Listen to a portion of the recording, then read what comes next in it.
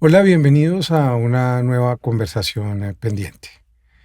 El aborto en Colombia es legal o en todo caso se despenalizó por la lucha histórica de miles de mujeres, de organizaciones, de gente que ha pensado durante no solo 20, sino varias décadas en que nos merecemos la dignidad para las mujeres colombianas. Y mi invitada de hoy tiene que ver con esa historia, tiene que ver con esa lucha que hoy, de alguna manera, está siendo contestada por una reacción de la ultraderecha mundial. Ana Cristina González, gracias por estar aquí en Conversaciones Pendientes. Gracias, Juan David, a ti por la invitación. Me encanta conversar y me Bueno, encanta conversar de temas difíciles y pendientes. ya iremos o ya irán ustedes sabiendo quién es Ana, aunque es bastante famosa, pero si no, este no es un programa biográfico, es un programa sobre las ideas y lo que representan personas como tú en sus causas, en sus formas de instalarse en la sociedad. La idea de que hoy estamos siendo contestados por un movimiento que sé que no es total, digamos, hegemónico, que sé que no es tan absoluto como a veces lo percibimos, porque hay grietas, porque hay luchas que nos demuestran que eso también es relativo. En todo caso, uno sí siente que hay una especie de retroceso o de reacción, en todo caso, por parte de esta deriva de ultraderecha representada por el hombre más poderoso del mundo hoy, que se llama Donald Trump, contra la causa de las mujeres, no solo con la causa del aborto, la causa del feminismo, que ya tiene muchas décadas con nosotros y que creo que ha sido una de las causas que puede demostrar más logros en política pública que muchas otras. Sí, yo diría dos cosas. Yo diría, por un lado, creo que la agenda de los derechos de las mujeres ha sido de alguna manera siempre una agenda contenciosa, una agenda controversial, una agenda difícil. En su momento fueron las luchas por el derecho al voto, que no era que a la gente le parecía maravilloso que las mujeres votaran, también hubo que pelear y salir a las calles y luchar, digamos, para conquistar esos derechos. Lo mismo nos pasó con la educación, lo mismo pasó con el divorcio, lo mismo pasó con las luchas por el derecho al aborto. Una de las cosas que yo aprendí a lo largo de todas estas décadas, yo llevo casi 3 décadas en primera persona haciendo parte de las luchas feministas, de las luchas por la igualdad de género, que no son luchas solamente para las mujeres, sino para nuestra sociedad, digamos. Y el tema del aborto ha sido siempre el tema que nunca cabe. Yo me cansé un poco de escuchar, de pronto no es oportuno, todavía no es el momento, hay que esperar, hasta que entendimos que ese momento lo teníamos que crear.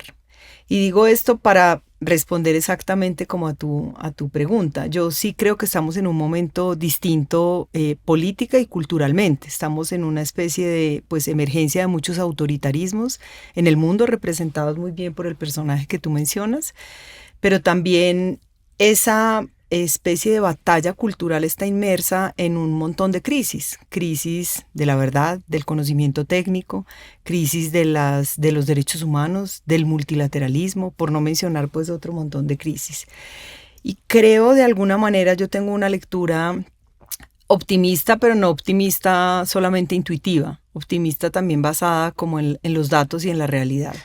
Yo creo que al menos las últimas 3 décadas, voy a hablar de lo que yo mejor conozco, que son décadas que además están muy conectadas con lo que fueron las décadas de las conferencias internacionales de las Naciones Unidas, la conferencia sobre la mujer en Beijing en el 95, la de población y desarrollo en el 94, la de derechos humanos en el 93, que fue la de Viena, las conferencias de cambio climático, los procesos de Río. Todas estas décadas han sido décadas muy importantes para la transformación de la agenda de igualdad de género.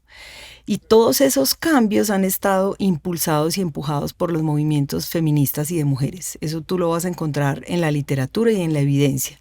Cambio generado, cambio que está conectado a un movimiento que se organizó, que pensó argumentos, que pensó estrategias y generó transformaciones.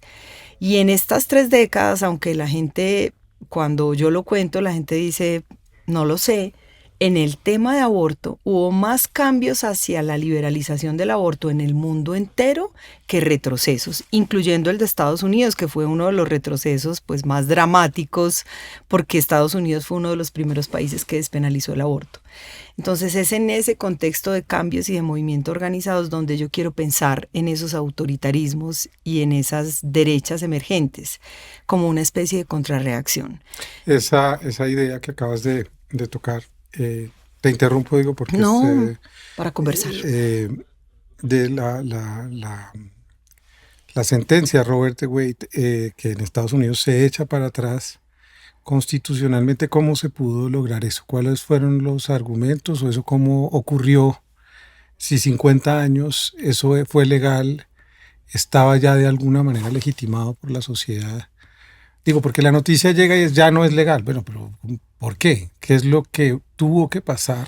Porque tuvo que pasar algo no de un momento a otro, ¿sí? Claro, no, pues esto es justamente el punto que voy a terminar y ya voy a contestar ahí. Yo veo esta emergencia de los autoritarismos ambientados en esta batalla cultural. Yo creo que estamos en una batalla contra el feminismo, no solamente estoy poniendo el foco, digamos, en esta parte de la batalla cultural, porque además lo dicen expresamente. Contra el feminismo, contra las feministas, contra las defensoras, contra el aborto, el negacionismo de que no hay feminicidios, de que no existe violencia contra las mujeres, y las restricciones tan violentas que se están imponiendo en tema de aborto en Estados Unidos. Entonces, yo creo que está esta contrarreacción, pues de un patriarcado que nunca dejó de existir, de una parte de la sociedad que nos quiere volver a llevar, no sé, al medioevo y a que las mujeres estemos en la casa sin derechos y calladas. Y estamos en esa batalla, y lo digo porque es muy importante para todos los intentos de retroceso, que no todos se han consolidado, pero son peligrosos y generan un clima también de mucha violencia, para que no se nos olvide de dónde venimos. Venimos de esa lucha organizada y hay que sostener esa fuerza, porque yo creo que lo peor que nos puede pasar en este momento es que quienes estamos a favor de ese cambio por una mejor sociedad y una democracia más sólida nos quedemos callados y calladas. En Estados Unidos, en efecto, pues esa es yo digo que fue una erosión casi que desde que empezó esa transformación. Yo no soy abogada, soy médica, pero llevo muchos años trabajando con abogadas, y la decisión de Estados Unidos del año 73, que además fue una decisión muy particular porque en Estados Unidos fue la primera vez que se habló de los trimestres del embarazo, es decir, aborto hasta las 12, hasta las 24, etcétera, que es un modelo que realmente es médico. O sea, los trimestres existen para el embarazo, porque los trimestres están asociados con el cambio en los riesgos que se presentan durante un embarazo. No tienen nada que ver con el aborto, y ese modelo se lo llevaron al campo legal para decir que hasta las 12 semanas, que hasta las 24, 14, 16, con toda la arbitrariedad que tú te puedas imaginar.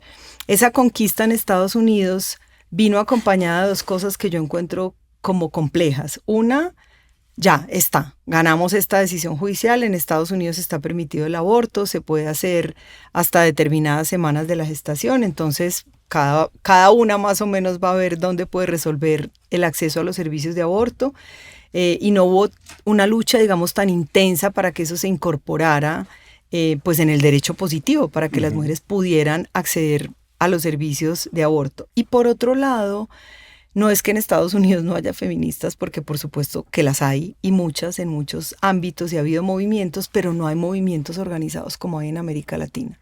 Tú no vas a encontrar esta cantidad de grupos, colectivos, redes, movimientos que están todo el tiempo disputando esto.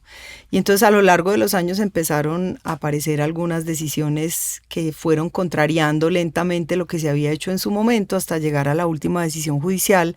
Son impugnaciones por todas partes. Sí, digamos. Muchos ataques, digamos, a lo largo de los años, y yo lo que entiendo es que la decisión judicial de Estados Unidos de alguna manera no es una decisión constitucionalmente tan sólida como la nuestra, porque la decisión de Colombia lo que dice es que el delito de aborto vulnera el derecho a la salud, el derecho a la igualdad, el derecho a la libertad de conciencia. Está como muy, ¿cómo se puede decir? Está muy bien atada, digamos, como a principios constitucionales, mientras que en Estados Unidos la defensa tuvo que ver con la privacidad, ¿sí? Y esa defensa de la privacidad quedó puesta un poco como en el lugar de cada una. Entonces, fue una interpretación de esa enmienda de que, pues, esta decisión de que realmente la penalización del aborto no vulneraba, que así no estaba planteado desde que se pensó en la Constitución, esa enmienda constitucional. Eso básicamente fue lo que dijeron los jueces. ¿Y eso cómo ha impactado, según tú, el planeta, digamos, en la discusión en América Latina? Es evidente, ya vamos a pasar allá, pero tú ves que Europa está bastante alineada hoy a Estados Unidos, tú ves que, digamos, el norte global, que es el que tiene un predominio colonial desde hace 5 siglos en el mundo entero, por lo menos en la modernidad, pues es el que predomina en la mentalidad cultural y es el que hay que combatir en el fondo en eso que tú llamas la batalla cultural. ¿Tú crees que esa idea va a empezar a capturar también a Europa y a países que tienen un poder de influencia muy grande o tú crees que eso es relativo incluso todavía hoy? Yo creo que sí, que es bastante relativo. De hecho, ayer el Parlamento Europeo aprobó algo que van a tener que votar en marzo y es una propuesta que vino de la ciudadanía para que en Europa se proteja el derecho al aborto de todas las mujeres, incluso aquellas que viven en países donde está totalmente prohibido el aborto. Entonces ahí en Francia, después de lo que pasó en Estados Unidos, incorporaron el aborto dentro de la Constitución. Yo creo que, como te decía hace un rato, hay más avances hacia la liberalización, pero pues nada, esto es una conquista totalmente férrea, ¿sí? Este es un terreno de mucha disputa, pero la decisión de Estados Unidos tiene por un lado unos efectos simbólicos tremendos.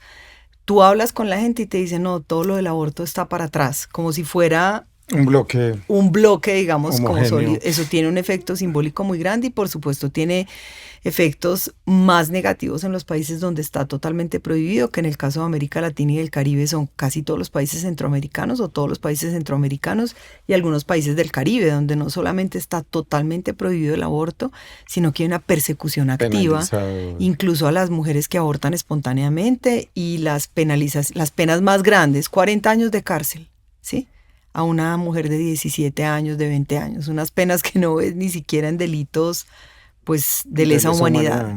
Sí. Y también tiene un efecto en el financiamiento, pero este efecto sobre el financiamiento es como cíclico. Si viene un gobierno republicano, ya se sabe que aplican el gag rule, que es una regla de la mordaza que existe en Estados Unidos, que significa que los fondos que te da la AID, que ya no existe de alguna manera, no se pueden utilizar para nada que tenga que ver con el aborto, ni para hacer incidencia, ni para dar información, ni para prestar servicios. Esto es como cíclico. Llegan los demócratas y es casi que uno de los primeros actos de gobierno, tumbar el gag rule. Ahora pues hay una decisión más dramática porque Estados Unidos básicamente desapareció la cooperación que venía a través de la Agencia para el Desarrollo de Estados Unidos con todas las medidas que tomó Trump. Pero yo sí creo que hay una resistencia, o sea, no solo una resistencia, hay una voz activa, porque yo creo que la resistencia es un lugar que yo aprecio y valoro, pero creo que no nos podemos quedar en la resistencia, creo que hay que actuar, y que hay que, también, claro. Exactamente, hay que contraatacar, ¿sí?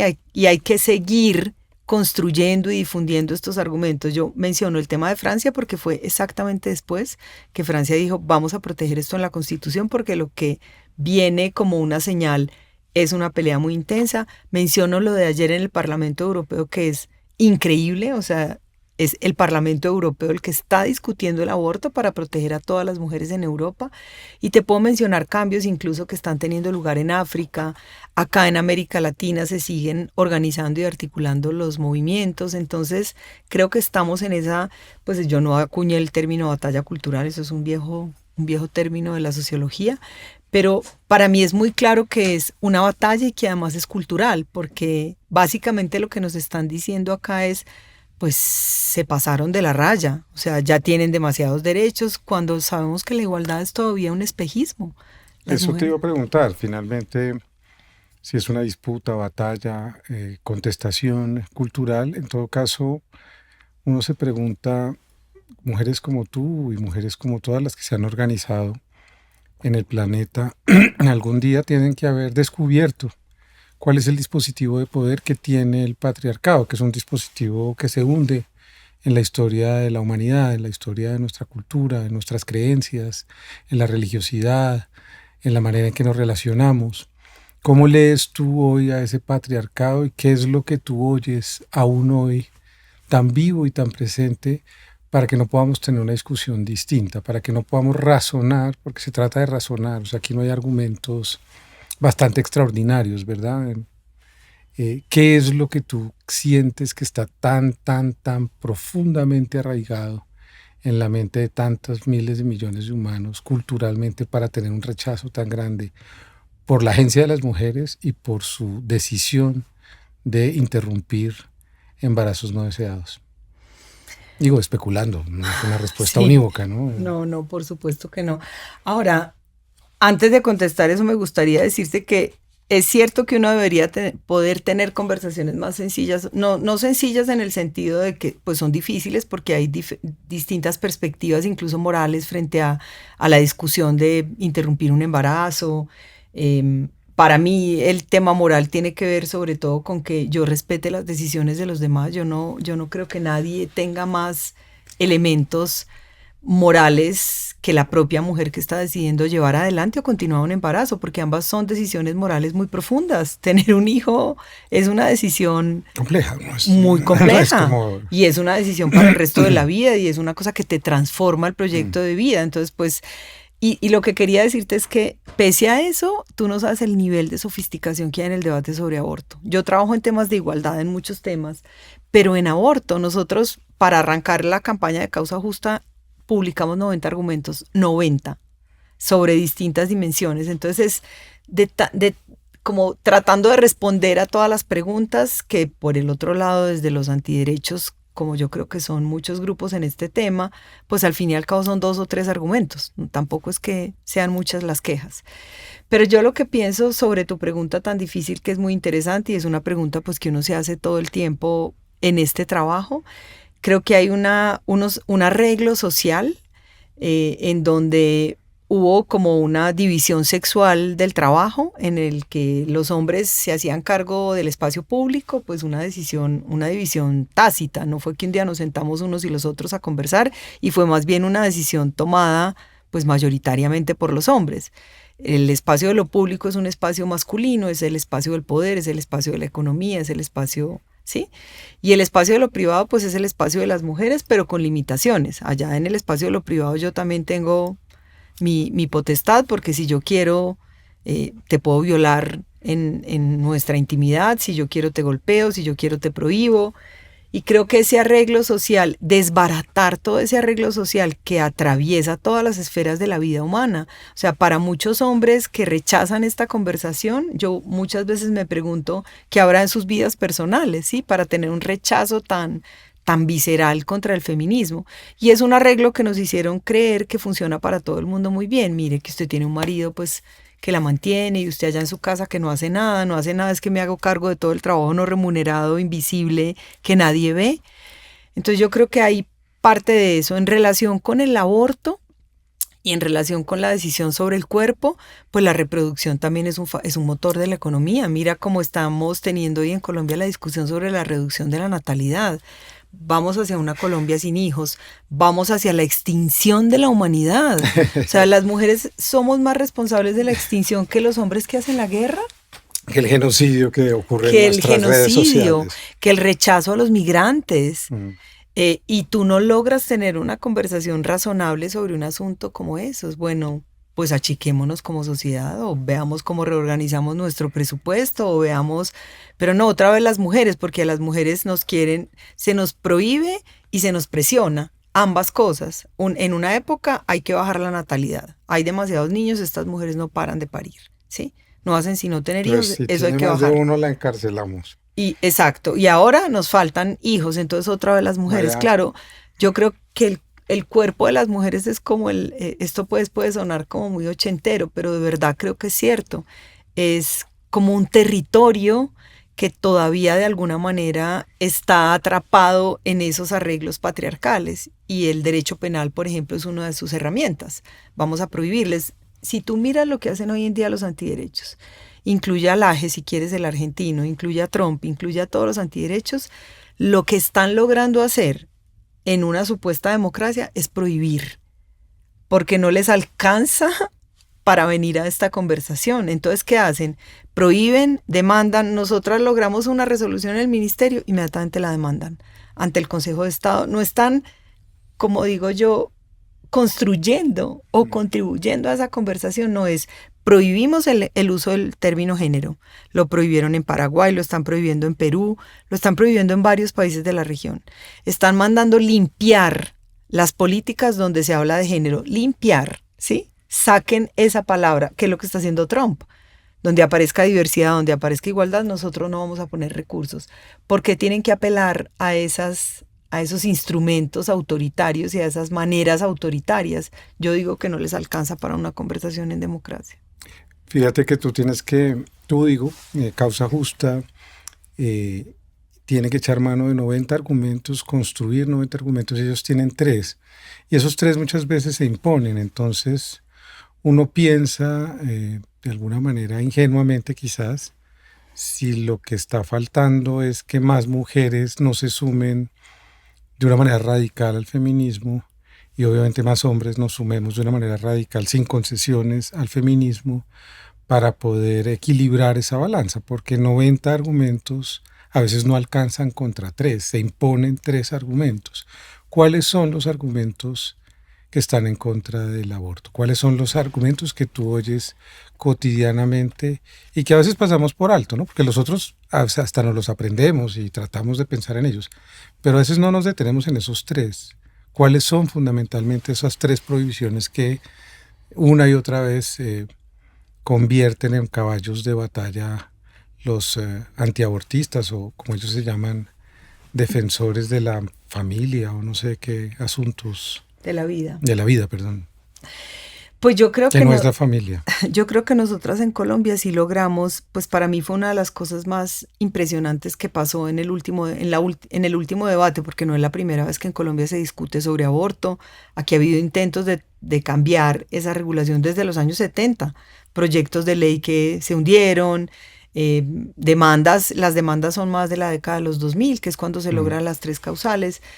Lo que yo más aprecio de lo que hicimos como movimiento Causa Justa fue transformar los términos de la conversación pública sobre aborto. Yo no digo que eso es durable y que va a quedar así para toda la vida. Y por transformar me refiero a 2 cosas. Una, pusimos a circular esos 90 argumentos y muchos más. Circularon entre una cantidad de gente mucho más amplia de la que estábamos acostumbrada a involucrar en esta conversación. A mí hubo gente que me llegó a decir, y yo me quedaba como sorprendida, porque no habían propuesto esto antes, y yo, ¿me estás hablando en serio? O sea, como que a la gente le pareció que había algo muy razonable, como, ay, yo no lo había visto desde esa perspectiva. Te estoy hablando de líderes de la política, de líderes de opinión, de actrices, de actores, de gente que no somos solamente nosotras. Incluso gente de los derechos humanos, donde tampoco la conversación pues es siempre tan directa, ¿sí? Tan fluida. Entonces creo que transformamos eso. Y yo lo vi también en otra cosa, y esto se midió, yo no te estoy hablando intuitivamente, trabajamos con Linterna Verde en su momento, ellos midieron la conversación digital, y estos argumentos dominaron la conversación sobre aborto. Yo dejé de ir a programas donde éramos siempre un cura y una feminista para ver cómo nos matábamos entre los dos. ¿Quién sabe de tal tema? ¿Y a quién podemos invitar? Como que se abrió esa conversación. Y muchas personas que estaban a favor de las causales dijeron, no, pues claro, es que ese delito no debería existir. Y los que estaban en contra empezaron a defender las causales. O sea, gente del Centro Democrático diciendo que para qué queríamos más si ya teníamos las causales, cuando estaban en contra de las causales. Entonces yo creo que hay una transformación, y esa transformación es la que hay que sostener. Pero es cierto que en los momentos de tensión, como por ejemplo las campañas, la gente se queda callada. Hombres y mujeres, porque siguen con el imaginario de que ese es un tema eso no genera sino pérdidas de votos y problemas. Ahora, los antiderechos básicamente discuten 3 cosas. Uno, pues que eso es un asesinato, porque hay una vida y entonces el aborto siempre es un asesinato, y con eso, digamos, con ese mote se llevan a mucha gente como con la panza impresionada, como que están matando niños, ¿sí?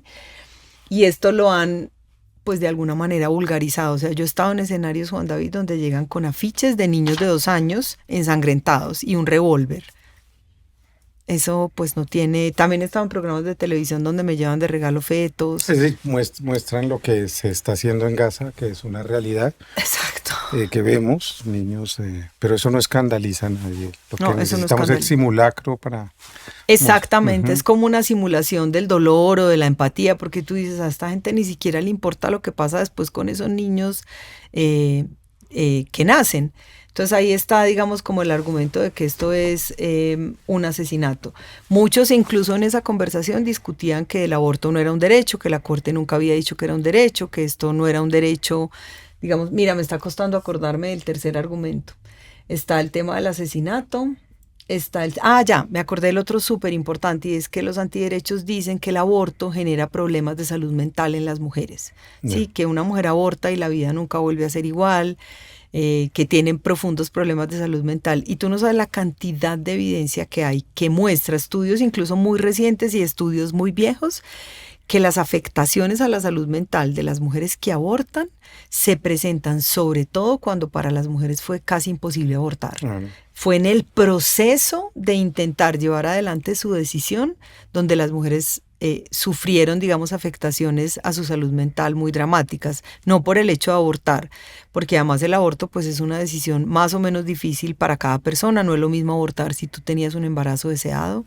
Si hay una malformación fetal, por ejemplo, que tú sientes que no podrías con eso en tu vida y decides interrumpir un embarazo, pues es doloroso, porque como decía una filósofa italiana, la persona en todo caso es el ser nacido o destinado por la mujer a nacer. Uh-huh. Cuando tú tienes un embarazo deseado, tú le pones nombre al feto y ya no es un feto, es un hijo, construyes ese hijo. Para las otras mujeres eso no existe. Esa es una decisión. Entonces, ellos están atrapados entre el aborto como un asesinato, las graves afectaciones a la salud mental y esta idea de que el aborto no es un derecho y que todo esto es una invención, digamos, y un abuso de la Corte Constitucional y de los organismos de derechos humanos. Pero tú has insistido en que centrar además la discusión ahí también ha sido un problema de la defensa o de la causa por el aborto, porque el aborto no está o no es un fenómeno aislado de muchas otras relaciones, ideas que tenemos en nuestras vidas. ¿Cómo nos estamos cuidando? Si es que no queremos tener hijos, o si es el resultado de una violación, o si es un problema estructural en un país para las adolescentes, por ejemplo. Es decir, hay un montón de reflexiones que deberían estar antes, que deberíamos estar empezando también a hablar de una manera mucho más profunda y asumir los hombres, yo y todos los hombres, que esta responsabilidad del aborto nos concierne desde antes. Es decir, no es que llegue allá y entonces la mujer está sola y aquí está la discusión sobre si debe o no.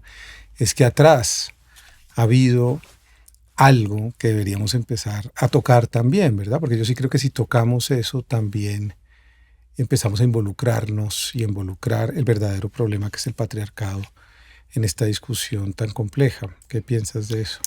¿O se están haciendo cosas sobre eso? No sé si te refieres, por ejemplo, a la conversación sobre la educación sexual integral, al acceso a métodos anticonceptivos. Tú vas a los colegios privados de Colombia. Porque también los antiderechos se oponen a eso. Tú vas a los colegios privados de Colombia, perdón, pues generalizar, seguramente habrá algunos, no me consta, pues, pero yo puedo dar testimonio de que a mí desde la primaria me estaban mandando cartillas de cómo era una familia, que eran papá, mamá, 2 niños. Cuando yo dije, oiga, pero es que yo estoy separado, yo cómo tramito esto, porque no puedo pintar este dibujo, ¿qué hacemos? Y de ahí en adelante empecé a entender que la conversación con mi hija no iba a ocurrir. Entonces, pues la conversación la empecé a tener yo. ¿En qué términos? Emma, tenemos un problema real. No es una idea, no es un imaginario. Y el problema somos, en buena parte, los hombres, porque tú con tus compañeros no están hablando de estos en el salón. Están expuestos a que van a empezar a irse de fiesta juntos, a que van a empezar... Y el problema es que culturalmente se va a legitimar algo que es que tu cuerpo es disponible en algún momento. Y ahí vamos a perder la discusión. Solo un ejemplo más, en algún chat de los papás del colegio dije, llegó el momento de las fiestas. A mí el problema del consumo no es el que me preocupa, a mí el problema que me preocupa es cómo vamos a ser responsables de esas fiestas y qué es lo que vamos a poner en la conversación de estos chicos y chicas, porque deseos tenemos todos, porque ganas de explorar el cuerpo tenemos todos. Y alguien me dio el argumento final, fue: usted en su casa hace lo que usted quiera y yo hago en la casa lo que yo quiera y cada quien responde por su casa. Entonces yo le dije, bueno, entonces nos vamos a exponer, de una vez les digo, a que haya demandas penales, porque la evidencia nos muestra, y no voy a citar el colegio, hace 15 días en Bogotá, que un grupo de niños violó a una niña borracha dormida, la niña apareció embarazada, eso es Vox Populi y hay que empezarlo a decir. Total. Y es dramático porque uno siente que esa conversación no la estamos teniendo. Completamente. O sea, Colombia es un país que tiene una base relativamente sólida en materia de política pública en este tema. De hecho, nosotros fuimos uno de los primeros países que formuló una política nacional de salud sexual y reproductiva. Yo, por casualidad, en ese momento era la directora de salud pública, hace muchísimos años. Ahora se está actualizando la política, esperamos, ojalá no la den antes de fin de año de regalo, la están actualizando. Pero aquí la conversación sobre educación sexual ha sido imposible. Recuerda lo que pasó paralelo a la firma del Acuerdo de Paz y a las cartillas famosas que estaba trabajando el Fondo de Población de Naciones Unidas con Educación para llevar educación sexual a los colegios, que salieron a hablar de esto, de que habíamos, no me acuerdo cuál fue la expresión, de que la ideología de género se había incluido en el Acuerdo de Paz y hubo que sacar de circulación las cartillas, por no hablar de la violencia contra las mujeres, del feminicidio y de todos estos fenómenos que tienen lugar culturalmente. Pero cuando me hiciste la pregunta pensé en El Salvador. Yo fui hace unos años a El Salvador, donde el aborto está totalmente prohibido, a una visita de una semana donde fuimos a hablar con medios de comunicación, con parlamentarios, con universidades, y me di cuenta de algo que nunca había visto así como tan de cerca, que yo quisiera que jamás nos pase en este país. En El Salvador no solamente está prohibido el aborto, sino que la mayoría, o sea, hay mucho embarazo adolescente. Ese embarazo adolescente es el resultado de una violación, porque sabemos que las relaciones con menores de 14 años son violencia. Y entonces empezó a aparecer el fenómeno del suicidio. Las jóvenes embarazadas en El Salvador se suicidan. Y se suicidan no solamente porque no pueden abortar, sino porque antes no tuvieron acceso a métodos anticonceptivos, fueron víctimas de violencia y no tuvieron educación sexual integral. Esa es la puerta de salida. El suicidio empezó a aparecer como una causa de mortalidad, ya es medible. Y ese es un escenario pues absolutamente dramático, pero es un escenario al que uno puede llegar si todos los que piensan como tú, piensan como yo, que la educación sexual es importante, que las relaciones sexuales pueden venir de esa exploración en chicos y chicas adolescentes, pero no pueden venir de la nada, ni con violencia, ni sin educación, ni sin cuidado, ¿sí? Porque hay muchas maneras de explorar que pueden poner en el centro la dignidad de esos niños y niñas. Pues vamos a llegar a un escenario como esos. Y todos sabemos que la historia política es cíclica y que ahora tenemos pues una andanada antiderechos y de derecha muy intensa y muy potente, que también hace guiños y ojitos en este país, y que esto es lo que está en juego. Está en juego, pues, en últimas, la dignidad de las personas, esa igualdad que estos señores patriarcales creen que es exceso de derechos para las mujeres y que no es otra cosa que la posibilidad de vivir en una sociedad donde todos y todas estemos mejor, que podamos gozar de los mismos derechos, que nuestras sociedades sean más. Está demostrado, además hay indicadores que muestran que la presencia, por ejemplo, de las mujeres en los espacios de poder y liderazgo genera durabilidad en las políticas, genera durabilidad en los procesos. Pues hay menos violencia culturalmente. Yo no creo tampoco que los hombres nazcan violentos, pero culturalmente ese es la socialización que se les da, ¿no? La de la violencia, la de la guerra, la de las armas. Entonces yo creo que esta es una conversación muy profunda. Yo empecé a entender después de lo de Causa Justa, primero que la conversación que habíamos abierto sobre aborto nos había mostrado un método de conversación para abordar temas difíciles. No es solamente el aborto lo que es complejo y difícil, que se puede conversar. Yo no tengo por qué estar de acuerdo contigo en todo exactamente, ni en todos los argumentos, pero lo único que yo creo que hay que construir es esa idea de que cada persona pueda tomar las decisiones que considera mejores para sí mismas. Yo fundé acá en Colombia otro grupo que es el Grupo Médico para el Derecho a Decidir, con otra colega médica, ginecóloga, y me encanta el eslogan que se adoptó hace unos años. Yo no soy muy visible ahí, pues porque yo soy cara visible de otra organización, y ahí hay muchos médicos y médicas, que es: tú decides, yo acompaño. creo que ese es un poco el sentido de lo que tú estabas diciendo ahora, incluso en esa discusión del chat. Oigan, ¿cómo así? No podemos pensar juntos cómo acompañamos a nuestros hijos a que hagan lo que igual van a hacer y lo puedan hacer mejor, sea sin violencia, sea con cuidado y no pues con resultados pues catastróficos, porque un embarazo en la adolescencia es catastrófico. Es un embarazo de una no, y forzado pues de ya. una anestesia, ¿sabes? O sea, tiene que ser, qué sé yo.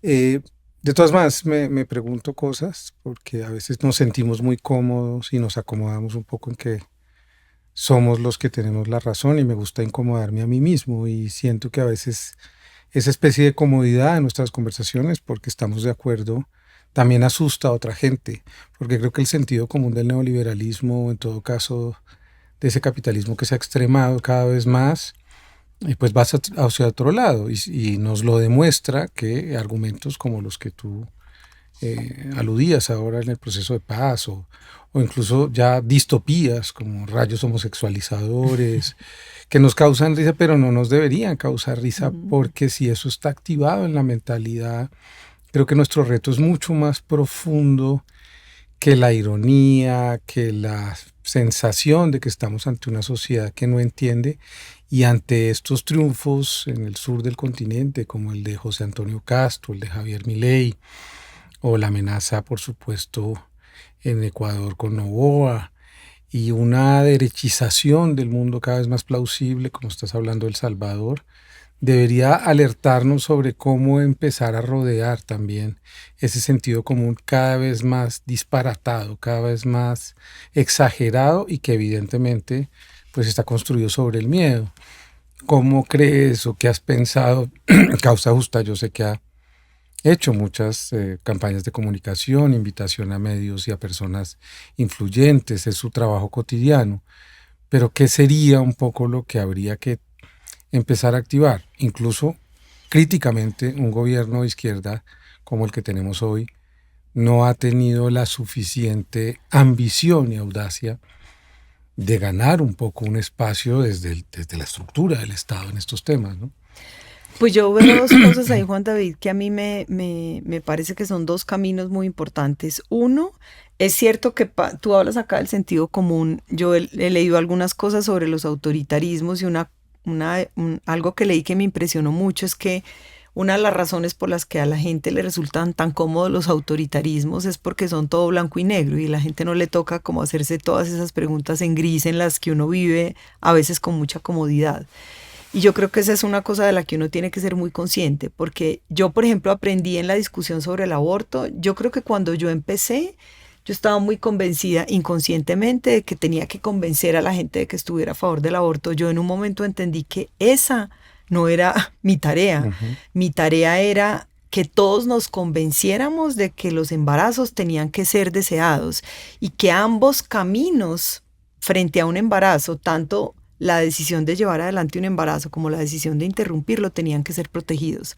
Porque de la misma manera que yo no quiero obligar a nadie a que se embarace, imagínate que mañana hubiera una política donde dijera todas las mujeres se embarazan porque nos estamos quedando sin niños.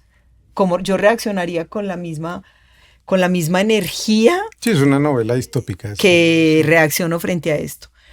Entonces creo que hay un trabajo muy grande y también quiero aprovechar para desmitificar algo. Nosotras no estamos todas de acuerdo en el feminismo. Cuando nosotras vinimos con la propuesta de eliminar el delito de aborto del Código Penal, hubo muchas preguntas adentro de nosotras mismas. ¿Cómo así? ¿Eso qué significa? ¿Las mujeres van a poder abortar? ¿En qué momento? ¿Cómo es eso? ¿Sí? Preguntas difíciles que yo creo que son las preguntas que también hay que hacerse y nosotras por lo menos tenemos mucho trabajo en regiones. Trabajamos con las organizaciones, con las alcaldías, con las secretarías, mucho trabajo también porque hay muchas distancias entre lo que hacemos aquí y lo que hacemos allá. Pero yo creo que esto tiene otra cara, no es solamente eso, la cara de arriba, y tú lo decías cuando terminaste tu pregunta, creo que no hemos sido lo suficientemente atrevidos en este gobierno para conquistar esto que podríamos haber conquistado. Yo me muevo mucho en escenarios internacionales multilaterales y yo no tengo tanto miedo de los Trump y los Milei como del silencio de los que no son Trump y Milei. Uh-huh. De los que en un escenario, en un debate sobre un tema difícil, empiezan a decir, mejor no digamos nada para no profundizar estas diferencias o estas salidas. Y yo lo he visto, yo llevo 30 años en ese espacio haciendo activismo. Lo que he visto es que ellos jamás se quedan callados, vociferan tan duro como sea necesario y nada de lo que tú cedas va a ayudar a que ellos se moderen. Lo he visto en muchas discusiones sobre aborto, sobre igualdad, sobre educación sexual integral, sobre embarazo adolescente, sobre estos todos temas. Y entonces, uno se queda quieto a ver si por eso admiro lo que han hecho los franceses cuando salieron a decir vamos a hacer esta discusión y vamos a meter esto a la Constitución y vamos a proteger este derecho, lo que están haciendo en el Parlamento Europeo y lo que hoy en día están intentando hacer las que están en la política exterior feminista. En Francia, en México, en Colombia, porque creo que ese es un escenario donde estamos levantando una voz. Yo creo que hay que hacer diplomacia activa. No basta con no decir nada. Yo creo que hace muchos años entendí que pues hablar es un movimiento primario, ¿no? Y donde hay silencio no hay movimiento. Y si no hay movimiento no hay transformación. Entonces yo sí creo que se necesita no confrontación, ni agresividad, ni violencia, pero sí firmeza, claridad, contundencia, argumentos, estrategias.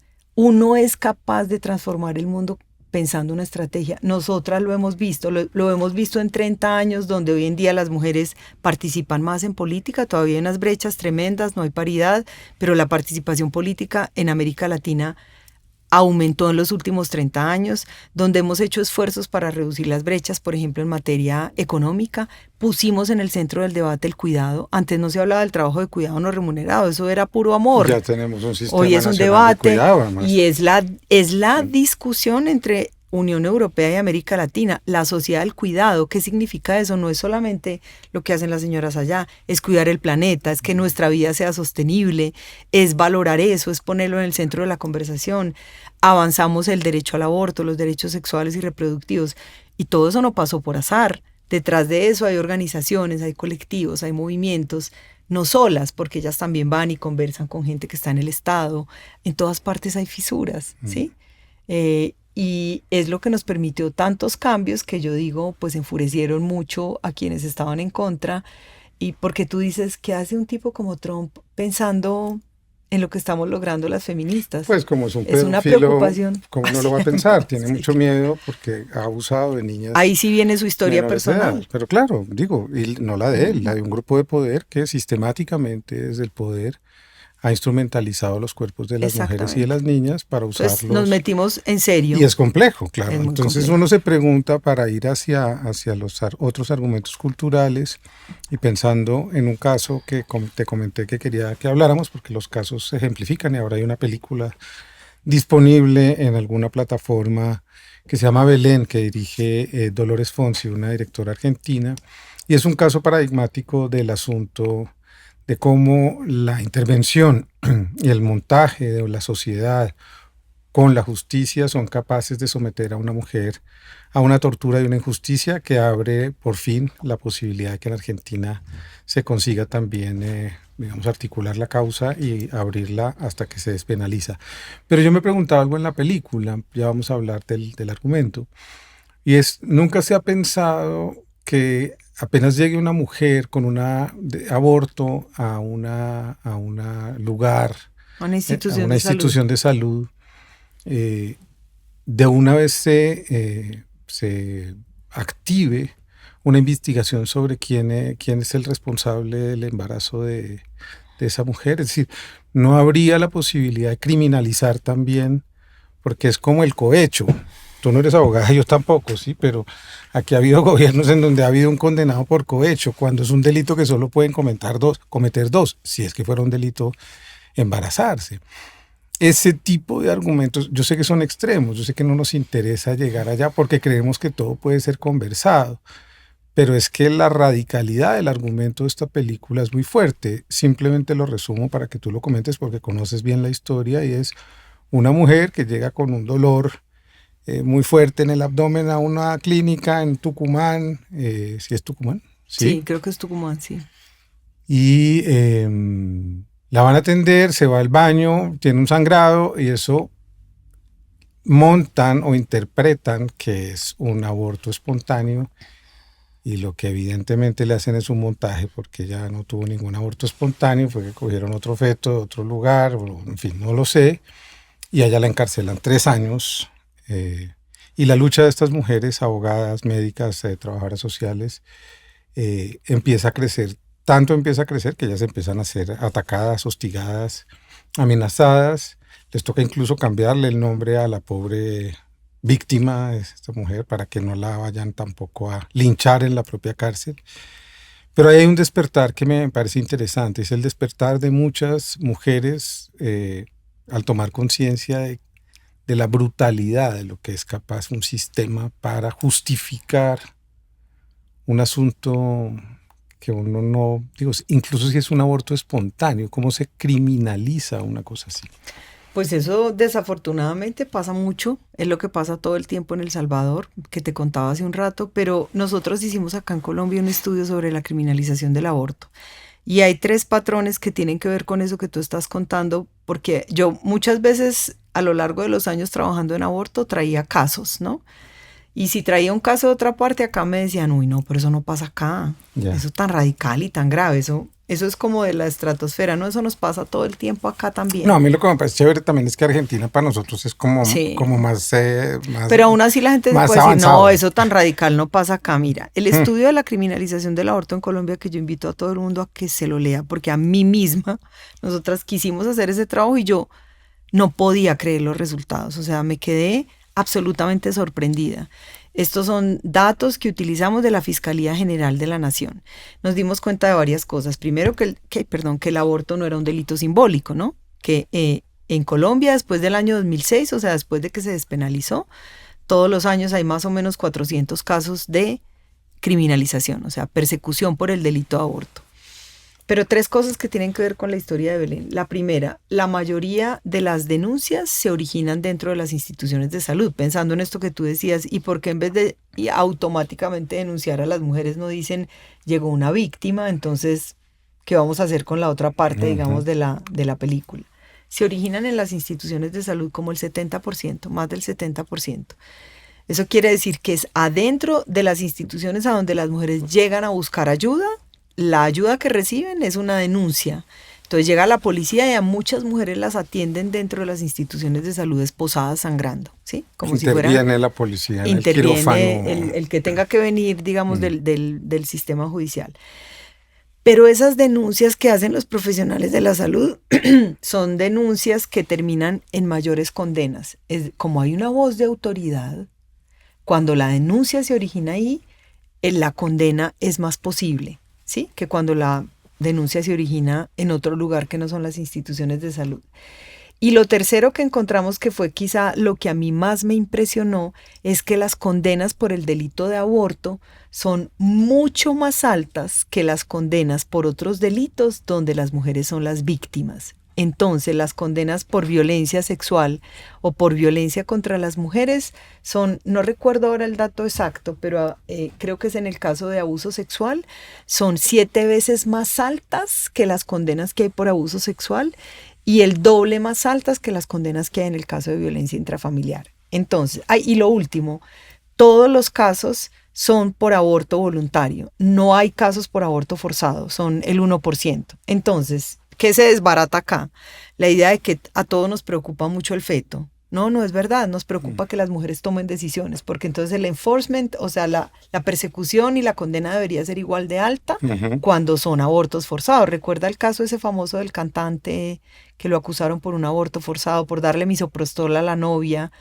Y esos fueron años... ¿El cantante de dónde? Era de una banda musical. Hace poco se tomó una decisión final. Nos toca aprendernos esos nombres. Pero... Sí, pues yo no lo traía, no venía preparada, pero ahí está. Después lo podemos traer acá. Entonces, ese es como un primer mito. No es verdad que lo que nos interesa es esto. Pero segundo, creo que lo que tú estás, o lo que querías traer a la mesa, por lo menos hasta donde yo lo entiendo, es todo un sistema se monta para perseguir a una mujer que tomó la decisión de interrumpir un embarazo, y el sistema me refiero a los profesionales que la denuncian, a la autoridad judicial que viene y a todo el sistema judicial que se pone en marcha para lograr esas condenas, y si no las logras, porque tampoco es que las condenas sean tan altas, el porcentaje de condenas es bajo, ya sometiste a las mujeres a lo que se conoce en esta literatura como, al proceso como un castigo. Tú ya le hiciste pagar en toda la cadena y hasta dejarla pues con un antecedente judicial, porque no se les olvide que si te quedas en ese antecedente es el antecedente de que cometiste un delito, ¿sí? En la película muestran la deriva de los expedientes y en cada reporte el feto tiene unos meses distintos y un sexo distinto. Entonces, ¿sí? En uno reporta 12 semanas masculino, en otro reporta 18 semanas femenino. Y claro, como les esconden el informe, ¿cómo se llama eso? El expediente, solo hasta tratar de 1000 maneras de tener el expediente se dan cuenta de este horror, pero para no detenernos ahí, tú tocas algo que también toca la película y que yo creo que es algo en lo que tú has insistido y que yo no quiero dejar de mencionar, y es que esto también tiene una genealogía, esto tiene una historia, esto no ha aparecido en los últimos 15 años. Aquí hay un acumulado histórico que tenemos que empezar a reconocer, porque hay mujeres que quizás ya no están con nosotras, otras que son mayores, y eso en Colombia ha tenido unas luchas que yo creo que tenemos que reconocer desde los años... Bueno, desde los mismos 50 para que se legitimen. Desde antes, y desde sí, antes, por supuesto, desde los 20. Y aquí en Colombia yo creo que ese reconocimiento pues no ha sido lo suficientemente deliberado. Deliberado en pensar en la Mesa de las Mujeres, por ejemplo, en la Casa de la Mujer, en las feministas de los años 70, en lo que se consiguió con la demanda desde Women's Link en 2006, con la despenalización de 3 causas del aborto, y por supuesto en ustedes y en muchas otras mujeres que quizás no están en los centros urbanos, pero que sí están haciendo cosas en municipios, en lugares alejados, y creo que eso también es una manera de empezar a rodear la discusión desde otro lado. Es gente que ha luchado, que ha pensado, que se ha reunido a inventar estrategias para defender pues una causa justa, que creo que es algo que me gustaría que comentaras, esa pequeña historia y reconocimiento y genealogía de la defensa de los cuerpos de las mujeres en este país. No, sin duda, yo siempre he dicho que lo que logramos en el año 2022 es el resultado de una acumulación política, y de una acumulación política que tiene pues mucha gente que desde los 70 empezó con esta discusión de los proyectos de ley, pero además el tema del aborto siempre estuvo en el centro de la agenda feminista. Siempre ha sido, digamos, como una preocupación muy clara. Tiene también la acumulación de las organizaciones, tú mencionaste muchas de ellas, pero la propia Mesa por la Vida y la Salud de las Mujeres, que tiene ya casi 30 años en Colombia. Nosotras nacimos cuando el aborto estaba totalmente prohibido. Y yo digo no solo prohibido, sino autocensurado. Censurado y autocensurado. No sabíamos cómo hablar. Y si decimos esto, ¿qué le irá a pasar a Profamilia? ¿Qué le irá a pasar a Oriéntame, a los que trabajan en salud reproductiva? ¿Cuál será el efecto? Como una búsqueda de ver cómo salimos incluso de esa autocensura. Estas organizaciones se han dedicado no solamente a disputar públicamente, sino también a hacer que esas sentencias se implementen, sean una realidad en la vida de las mujeres, y una acumulación del movimiento feminista a nivel de América Latina, que es un movimiento que tiene tradición de trabajo articulado. El primer encuentro feminista latinoamericano y del Caribe se hizo en Colombia en el año 1981. Todos esos, desde el 81 hasta la fecha, cada 3 años se reúnen las feministas de América Latina en un país a discutir estrategias, argumentos sobre toda la agenda feminista, no solamente sobre el aborto. Y de esa acumulación también estamos hechas. El pañuelo nos lo regalaron las argentinas, a quienes a su vez ya habían tenido el pañuelo blanco de las madres de la Plaza de Mayo, que cambiaron ese. A mí me encanta esta figura, ese pañuelo blanco amarrado acá, como más maternal, al pañuelo verde de la mano en alto de las jóvenes diciendo, acá estamos, pero además si tú necesitas algo y yo tengo un pañuelo verde, tú sabes que te puedes acercar, como una especie de faro. Entonces, sin duda es el resultado. Nosotras hicimos un libro con Cristina Villarreal y Laila Ushihab que se llama Conversaciones fuera de la catedral, una historia del aborto en Colombia, no la historia, donde un poco tratamos de reconocer eso. Voces de mujeres, no sé, Cristina Suaza, que vino de Francia, armó unas de las primeras discusiones sobre el tema, su biblioteca, la propia Florence Thomas, Argelia Londoño en Medellín, las mujeres de Medellín que orientaban y acompañaban mujeres, Judith Botero, o sea, muchas mujeres que están nombradas ahí, y hombres también, algunos hombres que yo me encontré en el camino como Rodrigo Botero, uno de los fundadores de FEDesarrollo, que yo desconocía esa parte de la historia, de lo que ellos trataron de hacer desde el gobierno. Entonces sí, este es un tejido muy grande donde sin duda las protagonistas principales han sido las mujeres feministas, pero no han estado solas afortunadamente, ni han sido las únicas que han pensado que la posibilidad de decidir sobre el cuerpo, que es también la posibilidad de decidir sobre el futuro y sobre el destino y sobre la vida, ¿sí? Es importante para la sociedad y es importante para la democracia. El aborto hoy es legal en Colombia hasta las 24 semanas de gestación del feto. Y me gustaría que le dijeras a las mujeres que nos ven, a las más jóvenes, aquí nos ve gente de muchos lugares de Colombia, qué hacer cuando el sistema de salud empieza a oponerse, porque también se opone, porque no basta con la ley para que entonces del otro lado empiecen objeciones de conciencia, tramitomanía, burocracia, que en el fondo son nuevas formas de violencia y de eludir el mandato de la ley. Si antes con las 3 causales era difícil, recuerdo muchos casos que me contaron amigas que trabajaban con Mónica Roa, hoy parece que sigue siendo muy complicado que el sistema de salud entienda que esto es una ley y que hay que cumplirla. Sí, pues el aborto en Colombia está despenalizado hasta la semana 24 y después de ese plazo todavía están vigentes las 3 causales que teníamos desde el año 2006, es decir, que la gestación se puede interrumpir hasta el fin del embarazo. Y esto es importante decirlo porque pese a eso y a que los grupos antiderechos salieron a decir que ahora pues todas las mujeres iban a abortar, ojalá después de la semana 24, más del 93% de los abortos en Colombia suceden en las primeras semanas de gestación, siempre que las mujeres tengan información y acceso a servicios. Ese otro porcentaje del 7% se distribuye antes de las 20 semanas y solo como un 1 o 2% tienen lugar después de la semana 24. Y todos esos casos son los casos más complejos y por eso la Corte dejó abierta la posibilidad de que las mujeres se interrumpan, porque son o víctimas de violencia o mujeres que viven en una zona de conflicto y no pueden salir a interrumpir su gestación o que han enfrentado barreras de acceso en los sistemas de salud. Yo tengo que decir que nosotras en la Mesa por la Vida acompañamos mujeres que experimentan barreras y hemos visto algunos efectos positivos que todavía no están consolidados, pero hoy en día las mujeres resuelven más el acceso al servicio si tú les brindas información. Para nosotras bajó la proporción entre los casos que teníamos que litigar para conseguir que una mujer tuviera un servicio y los que se resuelven solo con información, y yo creo que esa es una buena señal. También se ha aumentado un poco el acceso vía las EPS, es decir, el sistema de salud de alguna manera garantiza el acceso a los servicios, pero las barreras son inmensas. Y las barreras están dentro de las instituciones de salud, pero también están en el ámbito educativo. Yo he enseñado Derecho a la Salud en una facultad de medicina y libertad de conciencia, que es como lo enseño ahora. Ser objetor o trabajar con compromiso de conciencia. Y tú te encuentras estudiantes de 7º semestre que son objetores y nunca han hecho un aborto, nunca se han dado la oportunidad de entender de qué se trata el fenómeno.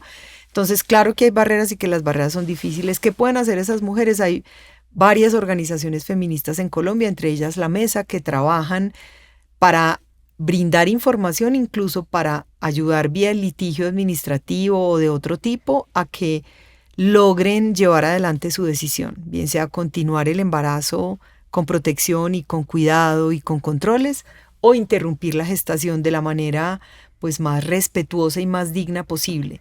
Una de mis colegas del grupo médico decía que el día que se tomó la decisión de aborto, ella estaba con una paciente de aborto, ella hace interrupciones del embarazo, y estaba firmando el certificado ese que había que hacer, un certificado donde constara que la mujer tenía un riesgo para su salud, no bastaba con que ella lo percibiera. Y cuando se enteró por el WhatsApp de que se había despenalizado, decía, no puedo creer, este es el último certificado indigno que yo tengo que firmar, porque mi voz es más importante que la de la mujer que ya tomó una decisión de interrumpir un embarazo. Entonces, pues hay organizaciones que lo hacen, que acompañan, están disponibles las webs, los teléfonos, y hay mucho trabajo de acompañamiento. Y yo creo que esa es una de las cosas fuertes que nosotras tenemos que no ha pasado en otros contextos y que va a ser más difícil que aquí se pueda reversar esa decisión. No obliga la ley a una campaña de comunicación de cómo abortar en Colombia, de que los medios de comunicación transmitan para los y las jóvenes que quedan embarazadas, incluyo a los hombres, puedan tomar decisiones rápidas, informadas, concretas, la píldora del día después, en fin. No, la ley no contempla un ejercicio de comunicación masivo para que la gente tenga una información oportuna, concreta y sobre todo responsable de lo que tiene derecho. Tú sabes, pues ustedes saben que en Colombia lo que tenemos es una decisión judicial, muchas decisiones judiciales, porque hay casi 30 sentencias sobre aborto en Colombia. La última del 2022 sí contempla, porque lo dice expresamente, que el acceso al aborto tiene que ser parte de una política integral en salud sexual y reproductiva. Eso supone que haya información, que haya educación. Pues lamentablemente no ha sido, digamos, tan efectivo ese trabajo en comunicaciones y en educación. Nosotras las organizaciones lo hacemos campañas, estamos circulando información en redes sociales, estamos también en los medios de comunicación, trabajando en las ¿Hay regiones. algún código cívico, por ejemplo, de eso? Es código cívico llamaban antes, que uno hacía una campaña institucional para cumplir una ley y entonces los canales privados la tenían que transmitir. No, que yo... Hubo el año pasado o este año, es que yo tengo, o sea, son tantas las cosas y los espacios. Hubo una serie en canal, digamos, del Estado, pero era más sobre las conquistas de los derechos de las mujeres. Pero o sea, no hay un comercial, porque es un poco lo que yo creo que hay que oponer a la discusión de estas personas que levantan todo el tiempo los argumentos de la ley, del orden y de la justicia y de la... Esto es una ley, entonces debería pasar en la televisión nacional en horario AAA cómo puede abortar una mujer en Colombia. Y empezamos un poco a hablar como se debe, porque esto no es un pecado, esto no es un término que no podamos usar. Y creo que estamos llenos de miedo aún y creo que nos toca atrevernos. Y yo quiero celebrar que tú te atreviste hace tanto tiempo, que como médica también tienes otra agencia y otro lugar en esta discusión que no es solo la del derecho, y eso evidentemente también te ha dado una voz fundamental para que miles de mujeres y millones de mujeres en Colombia puedan tener realmente una causa y un trato justo en Colombia. Y en nombre de ellas y de mí mismo te quiero dar las gracias por toda tu lucha, por todo tu empeño, por toda tu inteligencia y por toda tu fuerza. No, Juan David, muchas gracias por esas palabras tan generosas y acá seguiremos, esta lucha sigue. Yo creo que hay muchas mujeres jóvenes que saben que estos derechos hay que cuidarlos y defenderlos. Me gustaría que fuera una causa más importante para la sociedad en su conjunto, porque si las mujeres no estamos bien y no hay igualdad y hay más violencia, pues la sociedad difícilmente va a estar bien. Y quiero también invitar como a todas las generaciones jóvenes a que entiendan que estos derechos no son regalados, han sido conquistados y que hay que trabajar para protegerlos y para consolidarlos en nuestra sociedad. Así que muchas gracias a ti por la invitación y yo creo que esta conversación sigue siendo pendiente. Qué bueno que la pudimos abordar acá. Vamos a seguir teniendo conversaciones pendientes para llenarnos de razones sobre por qué las mujeres colombianas cada vez tienen más derechos y esos derechos deben ser cumplidos, para que el miedo no nos gobierne, para que no hayan abortos en lugares inmundos, insalubres, complejos, para que la justicia no persiga a los cuerpos de las mujeres y los hombres nos hagamos parte de esta causa feminista que creo que nos concierne a todas y a todos. Sin miedo, la causa justa del aborto en Colombia se despenalizó en 2022. Y eso es una verdad que hay que repetir una y otra vez. Nos vemos en la próxima conversación pendiente. No para tener la razón, pero sí para llenarnos de razones. Chao.